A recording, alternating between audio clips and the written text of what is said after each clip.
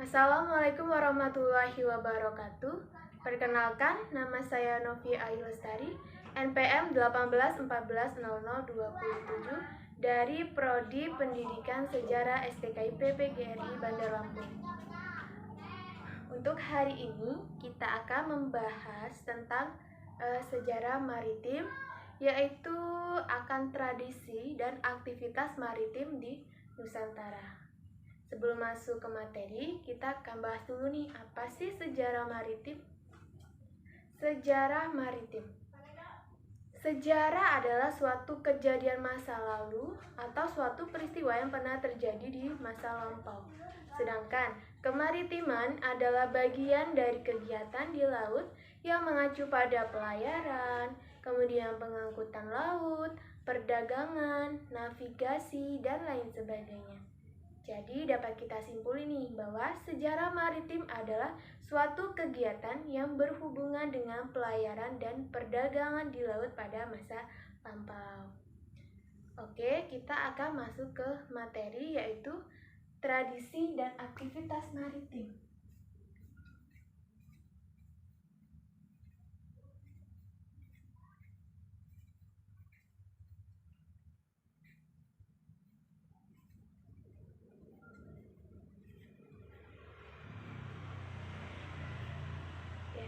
Tradisi dan aktivitas maritim di Nusantara. Oke, sebelumnya Indonesia ini dijuluki akan negara maritim. Mengapa sih kok Indonesia melekat sekali julukan tersebut?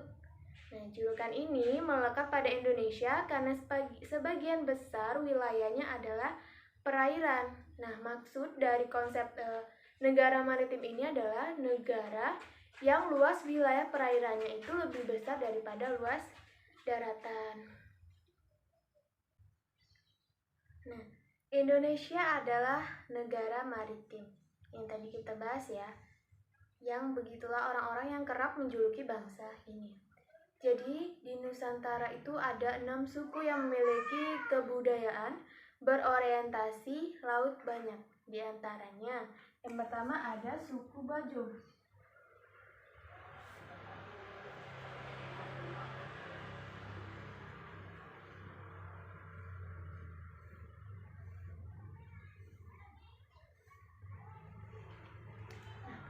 Ada suku Bajo, kemudian suku Bugis, suku Baton, Madura, Mandar, dan Makassar.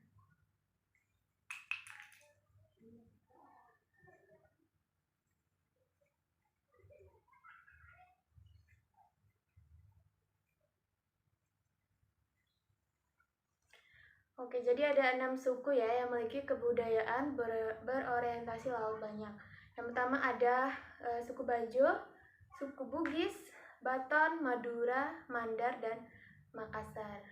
Lebih lanjut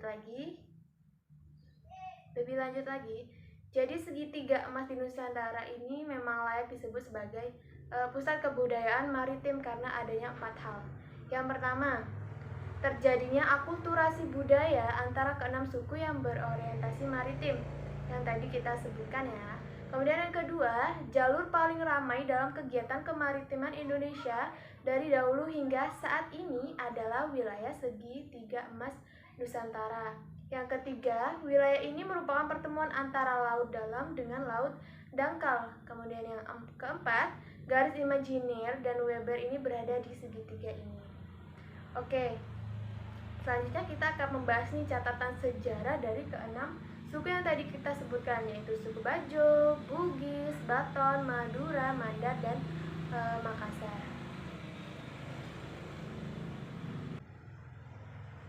Oke, yang pertama ada suku Bajo. Jadi asal-usul suku Bajo ini memiliki beragam versi, dari mulai sekedar mitos hingga penelitian saintifik. Nah, hal ini tuh menjadikan asal usul suku Bajo di Indonesia belum teridentifikasi secara jelas. Menurut Tom Frears, orang Bajo ini berasal dari Makassar yang kemudian menjadi bajak laut. Aktivitas yang dilakukan suku ini selanjutnya adalah menyebar ke berbagai penjuru kepulauan. Suku Bajo ini telah menyebar ke berbagai wilayah Indonesia. Nah, di suku Bajo ini ada yang namanya suatu kebudayaan atau ritual, yaitu ritual Duata. Ritual Duata ini adalah tradisi yang dilakukan untuk mengobati orang yang sakit keras dan tidak dapat disembuhkan. Nah, dalam suku Bajo ini apa saja sih yang perlu disiapkan dalam melaksanakan ritual Duata? Yang pertama, persiapan sarana material. Kemudian yang kedua, memeriksa tubuh pasien.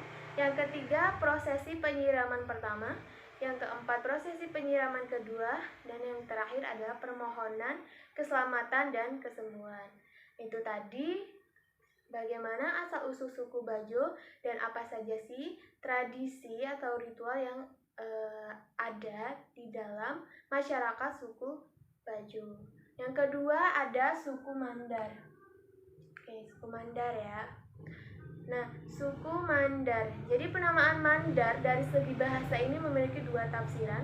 Yang pertama, Mandar ini berasal dari bahasa Hindu, man dan dar, yang ketika digabung membentuk kata Darman, berarti mempunyai penduduk. Yang kedua, Mandar, merujuk kepada aliran sungai Mandar yang berhulu di Kecamatan Malunda dan bermuara di Kota Tinambung. Kemudian lingkungan di suku Mandar, bagaimana sih lingkungan pada suku Mandar?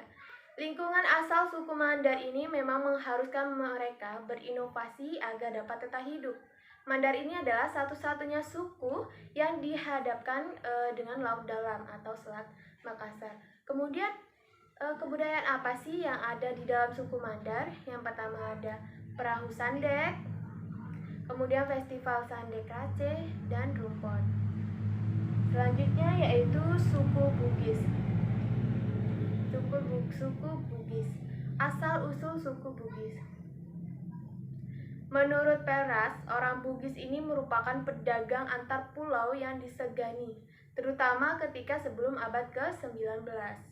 Nah, kuatnya pengaruh suku Bugis ini dapat dibuktikan dengan banyaknya nama kampung Bugis di Indonesia. Bugis ini sendiri merupakan suku yang berasal dari daerah Sulawesi Selatan. Orang Bugis ini berasal dari migrasi pertama orang-orang Asia menuju Austronesia. Suku Bugis sendiri ini dikenal dengan keulungannya. Lalu apa aja sih keulungan pada pedagang Bugis? Jadi, keulungan suku Bugis dalam berdagang utamanya disebabkan oleh peran mereka dalam perdagangan di Pulau Malaka. Pedagang Bugis ini mampu membuat pusat perdagangan baru di Riau setelah Malaka dikuasai oleh orang-orang Belanda. Cerita heroik lainnya adalah ketika pedagang Bugis ini berhasil menjadikan Pulau Pinang ini sebagai pulau yang berkembang. Kemudian yang terakhir yaitu suku Buton atau masyarakat Buton. Nama Buton sendiri sebagai salah satu pusat budaya maritim tidak merujuk pada suatu suku tertentu. Buton pada zaman dahulu ini merupakan suatu wilayah kesultanan yang bernama Wolio. Wilayah Kesultanan Buton ini merupakan kepulauan di mana wilayah lautnya lebih luas daripada daratan. Kemudian kita akan memisahkan pada penjelajahan pelaut tukang besi. Nah, pada abad ke-17, pelaut asal Binongko ini menjelajah di Pulau Kei Maluku Tenggara dan mendirikan perkampungan yang bernama Kampung Tamu. Pada 1900, pemuda-pemuda Binongko ini merantau ke Digus dan Davao. Pada 1901 ini, pelayar tersebut berhasil menunaikan ibadah haji di Mekah menggunakan perahu lambo. Pada 1908, orang Binongko tersebut menyeberang ke kota Somerset dan Kepulauan Wesel Australia. Barulah pada 1960-an, pelaut asal Tomia ini berlabuh di Pulau Filipina Timur. Nah, itu tadi pembahasan tentang beberapa suku yang saya sebutkan. Nah, hari ini kita sudah mengetahui ya apa itu sejarah maritim, apa itu sejarah, kemudian apa sih itu kemaritiman, terus bagaimana tradisi dan aktivitas maritim di beberapa suku tadi. Oke, itu saja yang bisa saya bahas. Terima kasih. Wassalamualaikum warahmatullahi wabarakatuh.